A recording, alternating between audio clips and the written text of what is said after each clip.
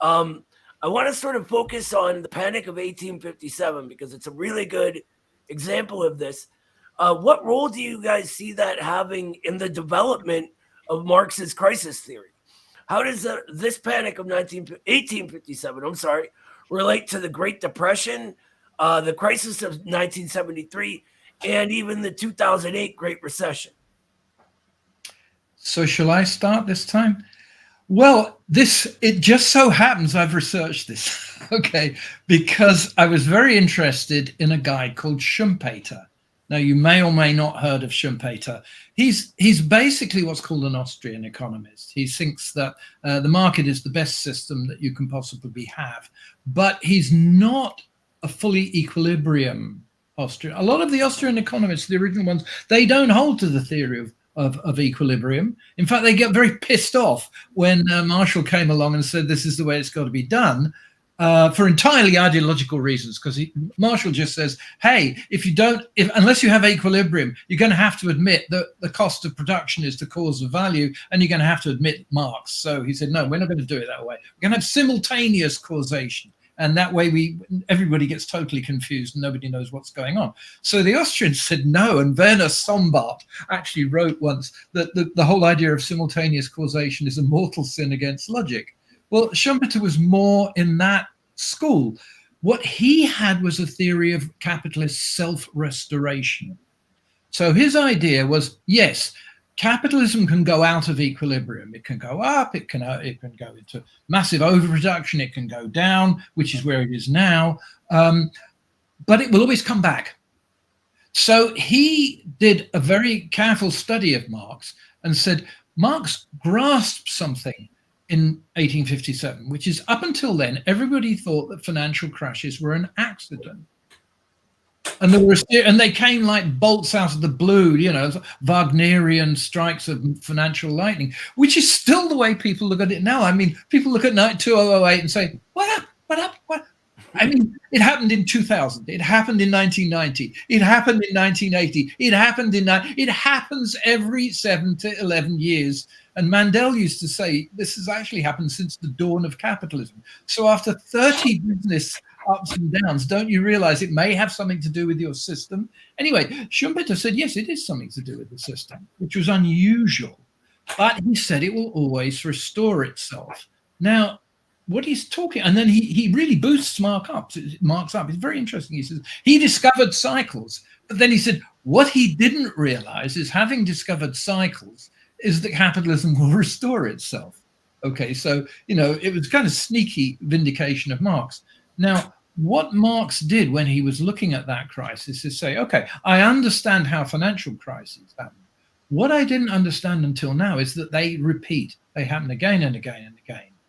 And therefore, this crisis is not isolated. It's not going to just happen once and then they'll fix it and it'll go away. And the same applies to 2008. It's going to happen again, right? It's before your very eyes, okay? So the business that's going on here is basically Marx first began to realize there's some process of repetition. Now, Radiker and I are very careful about endorsing what Radiker quite correctly calls the Schumpeterian Worldview, which is it's just a series of cycles and epicycles, and what goes around comes around, and it will fix itself. It doesn't fix itself. It gets worse and worse and worse.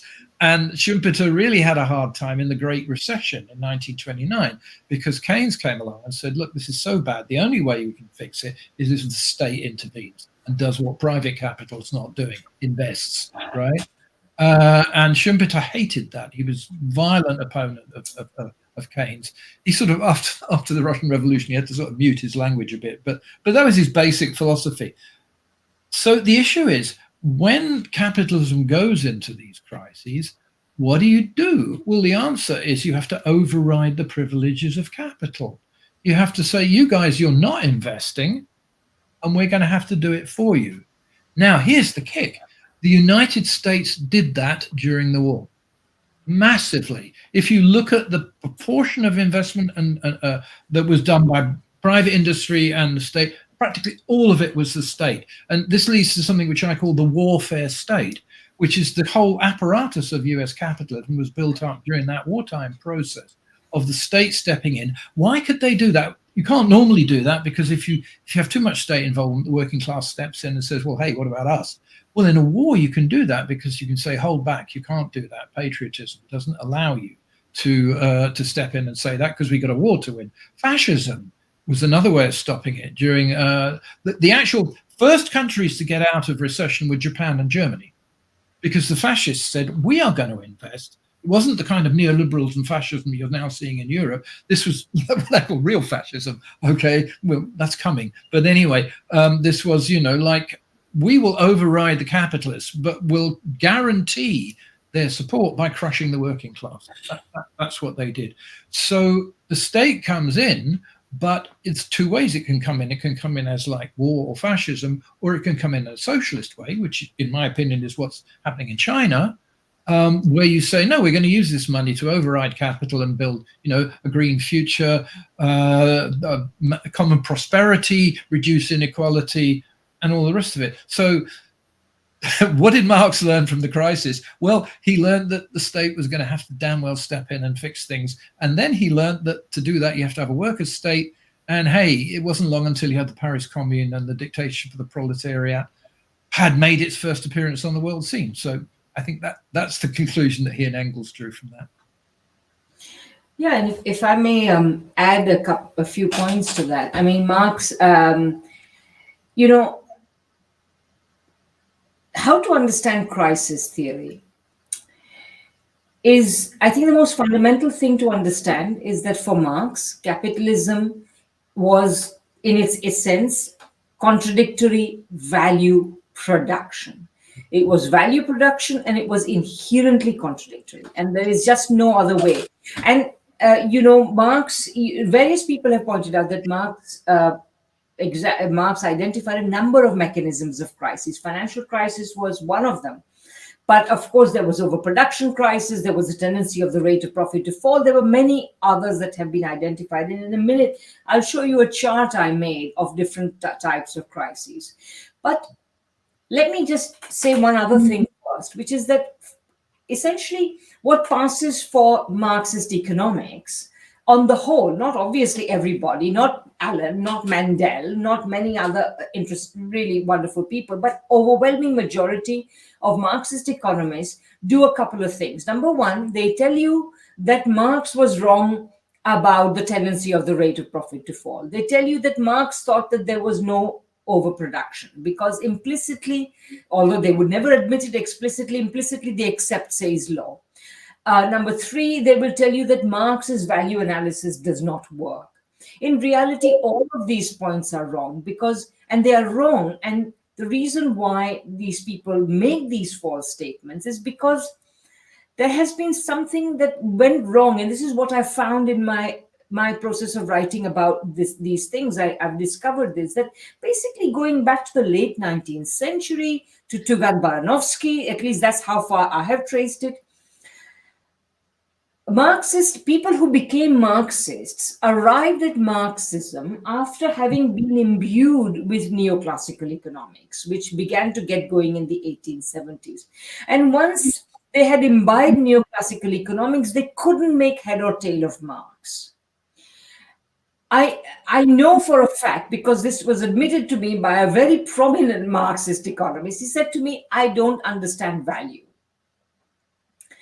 Because they don't understand value, because once you're trained in neoclassical economics, you are basically trained only to look at prices, not values. You're only trained to look at markets, not production, etc., etc. So thanks to all of this, we have had systematic distortion of Marxism going back more than 100 years. In fact, about 150 years, roughly speaking, or 140 years, whatever, something like that. So we have to rectify that. Now, in this process, among the neoclassical economists, Alan said something very important and interesting. The Austrians are not equilibrium economists, but you know why that is? It's because they are even harder pro-capitalist thinkers than the equilibrium theorists. Because you see, if you say that capitalism always in capitalism markets always clear, everything's hunky-dory, then if there is a problem, then you can say, well, this theory is wrong. But Austrians know that, so they don't even say that. What they say is that no matter how badly capitalism operates, this is the best system we can get. So this is their sort of get out of jail free card, is that we can't do any better. And that is in fact what we have to attack. So Alan quite rightly pointed out that right from the beginning, Marx identified capitalism as a crisis-prone value production, contradictory value production. And that's why he always realized that the state plays a very important role. Now, Volume 1, remember, you have to remember when you read Volume 1 or any part of Capital, that it was meant to be a much bigger work than the first volume, which was published in Marx's lifetime, and the two other volumes which Engels managed to get out. It was expected to be much bigger. So Marx didn't manage to have his whole say. But in Volume 1, what he's doing is he's merely examining with a microscope the processes of value production on their own. And he is revealing their dynamics. And already by Volume 1, you know that they are deeply contradictory. Once you have a deeply contradictory system, it cannot continue to exist unless there is a force to stabilize it. And this is Alan's expression, but I'm going to use it. He says, when the invisible hand of the market shakes, the visible hand of the state must come to steady it. We have seen that in 2008 bailouts. We have seen it repeatedly, whether it is through imperialism, through so-called welfare states, etc. The state has played a big role in stabilizing capitalism. Now, and so Schumpeter really was paying a sort of backhanded compliment to Marx by saying that, okay, Marx got right the fact that there are periodic crises, but he didn't get right the fact that they always correct themselves. Now, if you don't mind, I'll just share my screen for a second. Is that all right? Share screen.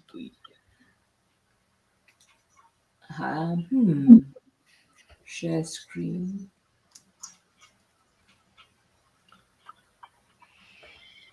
Oh, I see. Yes. Okay, I got it. Give me 1 second, please. Yes, here we go. I think this is the one. Just while you're doing that, I wanted to comment that it's very interesting what you mentioned about the Austrian school and the best of all possible worlds narrative, because it also fits to the comparison that Alan was making with religion and Leibniz's argument for this being the best of all possible worlds as well, as a defense for God. That's really an interesting thing. And I think Alan will definitely be taking it on board because he loves to talk about neoclassical economics as a religion. But I hope you can see my screen now. Can you? Can you see the screen? I can. There we go. There we go. Perfect. Yeah, okay. So, basically, I read Mandel, I read Sweezy, I read a whole bunch of people who had tried to enumerate how many crises there are in capitalism. And I thought, actually, I could see a pattern. And when I first devised it, it was much smaller. Over the years, it's kind of grown a little bit bigger. But basically, if you think about it, there are two absolutely necessary realms of value production, and that is production and realization. You've got to extract surplus value in production. You have to realize it by selling it in the market. At the same time, there are a whole bunch of other conditions that must exist in order for this thing to take place, for value production to take place. There must be money, there must be finance, there must be a state, and there is no world state in capitalism. The competitive character of capitalism ensures that the world is divided into nation states. So there is the international angle. And of course, capitalism must organize its relationship with nature. So there's an ecological angle. And in each of these realms of capitalism, you can get two forms of crisis. One is an intra-class form, that is to say, based on the relationships within the capitalist class, relationships of competition. and the interclass form, namely relationships of class struggle between capitalists and workers primarily, but some other analogous competitions. So, therefore, in production, the intra-class competition-related contradiction is the tendency of the rate of profit to fall, because capitalists compete with one another. As they compete with one another, they compete to invest. Therefore, investment is not a goal, it is an imperative in capitalism. If you don't invest, you go bust. So that's the production related intra-class. The interclass form is the profit squeeze, which is essentially where workers may get too powerful for capital and essentially demand wage levels, which has happened. It's not impossible. Wage levels which squeeze profits.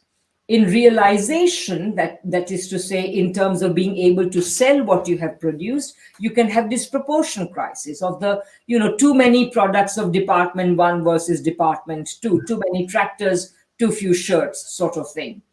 And of course, this is the overproduction or underconsumption crisis, which we began this interview with, which we talked about, because we said that basically the reason why the germ of crisis is written into the cell of capitalism, into the DNA of capitalism, is that capitalists will sell their product, and when they make the money out of the sale, they don't have to buy anything unless they feel they want to. And this is what creates the possibility of crisis.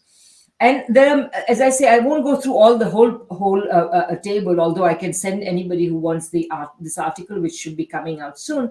But basically, if capitalists compete with one another too much, constantly driving down the value of the products they are selling, which they must do, they don't want to do it, but they are compelled to do it by capitalism, you get deflation.